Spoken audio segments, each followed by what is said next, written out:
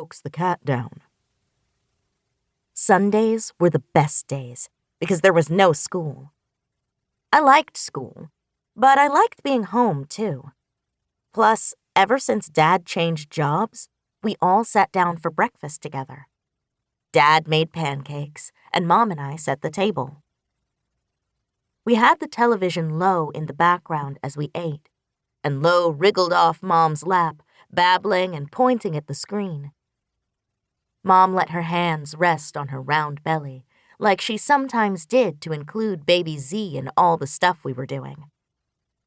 Dad was talking around a bite of blueberry pancake when Lo started yelling, "Nami! Nami!" which was what she said when she wanted to eat something. Months ago, when Lo first started saying that, Mom thought she was calling her, "Mommy, Mommy." And me and Dad didn't have the heart to tell her the truth. But pretty soon, it was obvious that Nami was just stuff she wanted to put in her mouth, which was everything. "Nami! Nami!" Lo kept shouting.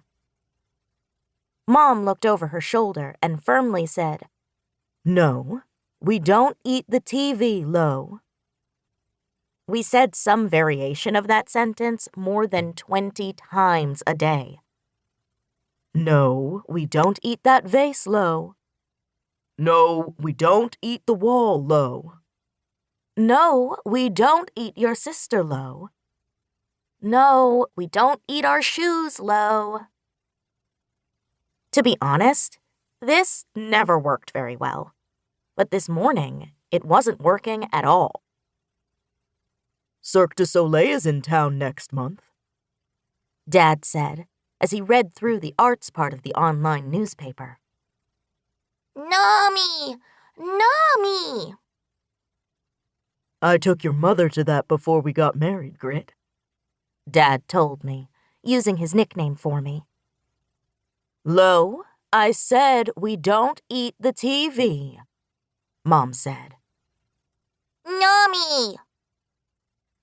"You might like that," Dad continued. "Nami! Nami!" "We could all go," I said loudly, so I could be heard over Lo. "Nami!" Or the three of us, anyway, I added, when the image of Mom shouting, "Lo, we don't eat the Cirque du Soleil dancers," popped into my mind. It had been a while since we had done anything just the three of us. It felt strange to think that for 10 whole years it had been just me, Mom, and Dad, and now it would never be that way again. In just a few months, there would be me and Lo and baby Z and Mom and Dad. We were like a number pattern where the numbers kept getting bigger and bigger. 1, 1, 2, 3, 5, 8. Lots of things had changed in the 17 months since Lola had been born. Some of them were tiny, like us having to move the vases Mom made higher up on the shelves so Lo couldn't get to them.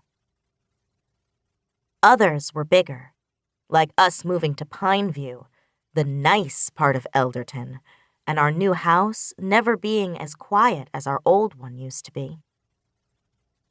"Nami!"